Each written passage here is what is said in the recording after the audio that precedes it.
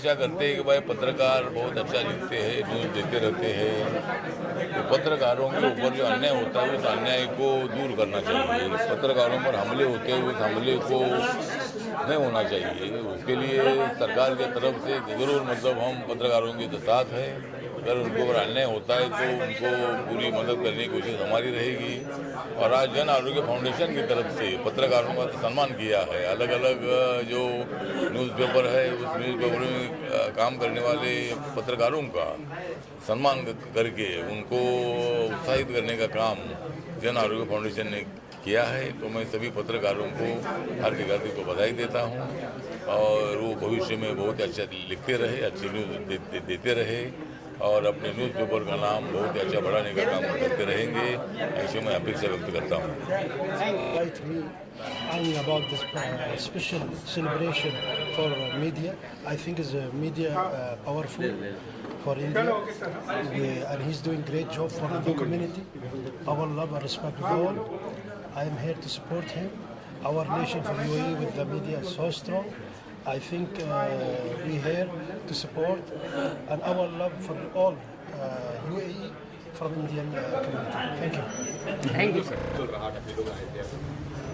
देखिए, सबसे बड़ा किसी कार्यक्रम की सफलता कितने लोगों का सम्मान किया, कितने लोग आए, इसका ये मायने रखता है। सफलता ये रखती है कि हमारे जो इस कार्यक्रम का लक्ष्य है, जो विचारधारा है इस कार्यक्रम के तहत, वो कितने लोगों को अंत तक छुई, ये सबसे बड़ा मायने रखता है। और मुझे लगता है कि यहाँ पर आपने जिस तरह से देखा कि कितने लोग यहाँ पर आए और जिनने भावनाएं अपनी रखी और उन जो पत्रकारों का एक सम्मान यहाँ पर रखा और उसमें सभी लोगों ने अपना बढ़ चढ़ कर सहभागिता दी, ये बहुत बड़ी बात है। कैसे कल्पना आई कि चलिए कल भी करते हैं, राष्ट्रीय में अपने क्या था कार्य किया आपने, कैसे कल्पना आई है कि चलो वापस करते हैं पत्रकार जो देखिए, पत्रकारों के लिए मैं समझता हूँ एक होता है देश में सैनिक और दूसरा होता है देश में पत्रकार। अगर हम दोनों का जीवन देखें तो ज़्यादा कोई थोड़ा बहुत अंतर रहता है। मैं सामान्य नहीं कह रहा हूँ, बराबर नहीं कह रहा हूँ, थोड़ा बहुत अंतर रहता है। पर देश सैनिक होता है जो वो उसकी बॉर्डर की सेना सुरक्षा करता है और पत्रकार जो होता है वो समाज की सुरक्षा करता है। और समाज की सुरक्षा करने का दायित्व, अगर समाज सुरक्षित है तो हमारे देश में अनेक सैनिक और अनेक समाजसेवी उपस्थित होते रहेंगे। और इस सबसे बड़ी बात यह है कि इस कार्यक्रम के माध्यम से हमने जो पत्रकारों के लिए एक जो कार्यक्रम आयोजित किया है, आपने देखा किस तरह से हम पत्रकारों के लिए एक यहाँ पर इस तरह से हमारे इसमें सभी जन आरोग्य फाउंडेशन जो इस तरह का आयोजन करने के लिए पिछले 2 वर्षों से जाना जाता है और आगे भी इस तरह के आयोजन हम करते रहेंगे। लेकिन इसको हम और जन जन तक कैसे उन परिवारों तक, पत्रकार के जो परिवार हैं सबको इसमें इस प्लेटफॉर्म पे कैसे जोड़ सकें, सिर्फ उसका उद्देश्य एक ही है कि हमारे पत्रकार भाई बहनों को उनकी डॉक्टर या सैनिक उनके लिए एक सुविधाएं मिलती हैं, लेकिन पत्रकार के लिए ऐसी कोई, मुझे नहीं लगता कि अभी तक ऐसी कोई सुविधा, ऐसी कोई फैसिलिटी, ऐसी कोई उनके पास सुरक्षा है जो उनके जीवन को और बेहतर बना सकती है। तो मेरा यही है कि उनके जीवन को भी सुरक्षित बनाया जाए। मेरी यही उम्मीद है कि सरकार भी इसमें कदम उठाए, को समाज सेवी संस्थाएं हैं जो इसमें भी इन्वॉल्व होंगी, ऐसा मेरा विश्वास है। जैसे ये कार्यक्रम आपने पत्रकारों के लिए, आप एक धार्मिक इंसान हैं, आपको कई लोगों ने आपको मना भी बोला कि ऐसा कार्यक्रम नहीं कीजिए, तो उसके लिए क्या कहना चाहेंगे? देखिए, जीवन में ये पत्रकारों का सम्मान करना कोई कम जोखिम का काम नहीं है। कई पत्रकारों का मैं समझता हूँ कि इस कार्यक्रम में कई पत्रकार ऐसे भाई बहन हैं कि जिनका सम्मान नहीं हो पाया, उनको बुरा लगा होगा, पर इसका व्यक्तिगत उद्देश्य अगर देखें तो हमारा उद्देश्य किसी को दिल दुखाना नहीं, किसी का अपमान करना नहीं, बल्कि उनका सम्मान करने का विचार से आयोजित किया गया कार्यक्रम। और मैं चाहता हूं कि इसमें इस कार्यक्रम को और बेहतर कैसे बनाया जाए, बेहद कैसे बनाया जाए, ये सबसे बड़ा हम इस पर विचार करेंगे और जन जन तक इसको कैसे पत्रकारों तक पहुंचा जाए, इस पर विचार करेंगे। अगर हम इस जन आरोग्यम की बात करें और टीम की बात करें तो हमारे राकेश भाई जी हैं, उर्वा जोशी जी हैं, है ना, काफ़ी अनिल जैन हैं, है ना, काफ़ी लोग ऐसे हैं जो इस पर कदम से कदम मिलाकर इस पर साथ दिया, सब लोगों ने मिलजुल कर कहा। ये सबसे बड़ी बात है। कोई भी संस्था अगर चलती है तो सिर्फ एक व्यक्ति से नहीं, समाज से चलती है, और यही समाज में अच्छा काम करे तो बदलाव लाने में बहुत कायम हो सकती है और बहुत अच्छा बदलाव ला सकती है। इसीलिए सभी को एक सकारात्मक नज़रिए से काम करना चाहिए, मेरा ऐसा मानना है। पत्रकारों के लिए कोई और योजना आपकी है? इसके अलावा आज आपको अवार्ड दिया, सम्मानित किया, और भी योजना है आपकी? हाँ, बहुत सारी मेरे पत्रकारों के लिए एक योजना है कि जो पत्रकार परिवार में जैसे कोरोना में या किसी में डेथ हो जाती है उनकी, तो उनके लिए, उनका परिवार के लिए वो आर्थिक रूप से वही एक पर्सनल पत्रकार था, लेकिन उसके बाद उसके परिवार को क्या हेल्प मिलेगी? परिवार आर्थिक रूप से कमज़ोर है ना, आप क्या करें? तो उसके लिए कौन है? ना समाज खड़ा होता है, ना सरकार खड़ी होती है, ना कोई खड़ा होता है। तो ऐसी हम पत्रकारों के लिए कुछ हम ज़्यादा नहीं कर सकते, कोई बड़ा वादा नहीं करेंगे नेताओं की तरह कि हमने बोल दिया कर, नहीं। मेरा ऐसा मानना है कि बोलना कम है, काम ज़्यादा करना है। तो इनके लिए हम कुछ आर्थिक रूप से मदद भी कर सकें, इस तरह की भी योजनाएं हम चलाने में विचार कर रहे हैं कि उन पत्रकारों तक भी जो कोरोना में जिनकी डेथ हो गई, आज मैंने कई पत्रकारों के नाम भी आए हैं मेरे पास में, लेकिन वो यहाँ उपलब्ध नहीं हो सके किसी कारणवश, लेकिन हम उन तक अपनी ये जो भी हमारी टीम जो डिसाइड करेगी उन तक हम एक निछावर राशि भी पहुंचाएंगे, जिससे उनकी आर्थिक स्थिति तो थोड़ी सुधर सके। हम जो उनके परिवार ने खो दिया वो तो हम पूरा नहीं कर सकते, कम से कम उनकी ज़रूरतों का थोड़ा बहुत तो ध्यान रख सकते, ऐसा उद्देश्य है। Thank you sir, thank you. श्रद्धेय बाल ब्रह्मचारी श्री देवेंद्र भाई जी के द्वारा आज जो पत्रकारों का ये सम्मान का कार्यक्रम किया है जन आरोग्य फाउंडेशन के माध्यम से, भाई जी का सदैव यही उद्देश्य रहता है कि जन कल्याण के कार्य कैसे किए जाए, उसके लिए सदैव वो तत्पर रहते हैं और उनकी यही सोच है कि हर तबके की मदद की जाए। उसी श्रेणी में आज पत्रकारों का सम्मान किया गया, आगे भी भविष्य में भी इस तरह पत्रकारों का सम्मान किया जाएगा।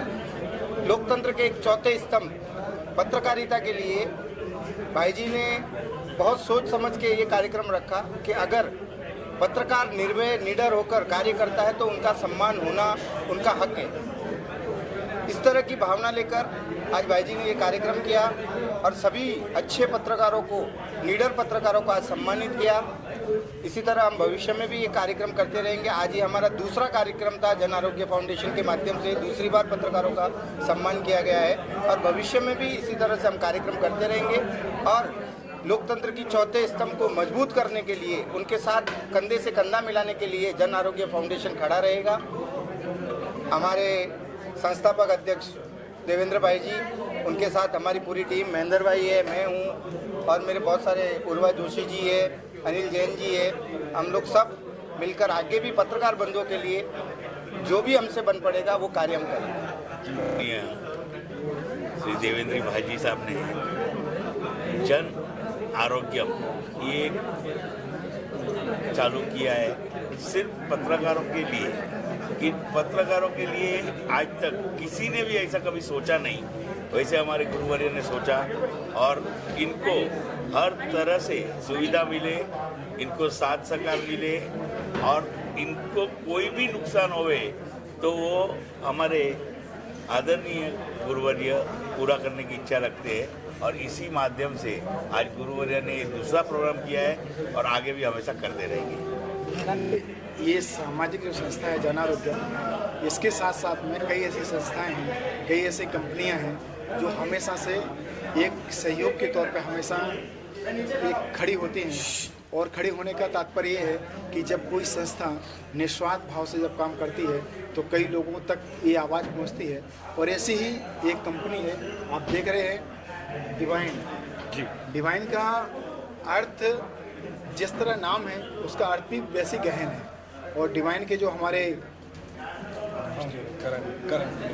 करण जी हैं, जो करण जी ने जिस तरह से पारस भाई ने बताया, पारस भाई हैं, इनकी पूरी टीम है, जिस तरह से इनने इतने कम समय में इस कंपनी को जो ऊंचाई दी है और इनका उद्देश्य सिर्फ इतना है कि एक भारत में और भारत दुनिया में एक अवेयरनेस क्रिएट हो और जिनके माध्यम से इन्हें बहुत सारे ऐसे उसमें प्लेटफॉर्म खोल के रखे हैं जो अपने आप में बहुत बड़ी बात है। और ये हमेशा इनकी ये भावना है कि जन कल्याण में जो भी मुझसे योगदान बनता है मैं उसमें योगदान भी करूं, ऐसे हैं।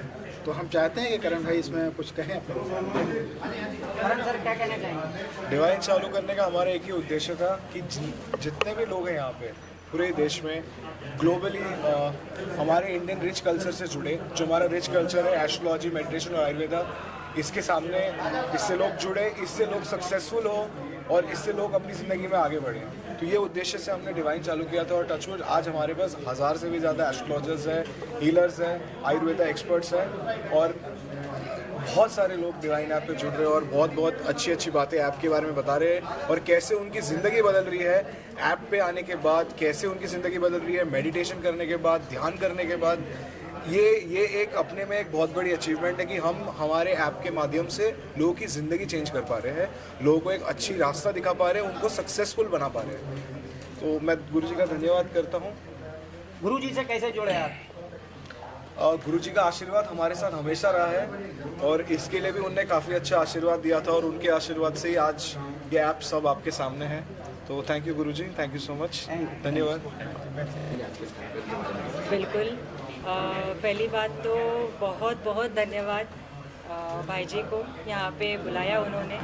बहुत अच्छा लगता है जब इतने सारे मर्दों में हम कुछ महिलाएं यहाँ पे हैं, तो हम उनके बराबर ही है या उनसे आगे है, कम नहीं है उनसे। और सभी विजेताओं को कंग्रेचुलेशंस मेरी तरफ से। मेरा खुद का फाउंडेशन है साक्षरता फाउंडेशन, जो कि हम छोटे बच्चों को, अंडर प्रिविलेज बच्चों को पढ़ाते हैं, महिलाओं को सक्षम बनाने की कोशिश करते हैं कुछ प्रोजेक्ट्स उनको देकर। और जो सोशल स्ट्राटा में जो फ्रंट लाइन वर्कर्स है, जो हमारे लिए दिन रात इतना काम करते रहते हैं, उनके लिए कोई किए हैं हम देखे नहीं अभी तक, तो उनके लिए कुछ प्रोग्राम्स रखते हैं, मेडिकल कैंप्स है। जैसे अभी रक्षाबंधन के दिन हमारे एनजीओ के लड़कियों को हम लेकर गए, उनको राखी बांधी, पुलिस स्टेशन में जाके बहुत खुश हो गए। तो ये खुशी बहुत मायने रखती है और भाई जी का बहुत सपोर्ट है, आशीर्वाद उनका है। मैं बहुत धन्यवाद करती हूँ उनका और यहाँ पे बुलाने के लिए भी बहुत धन्यवाद। Thank you so much.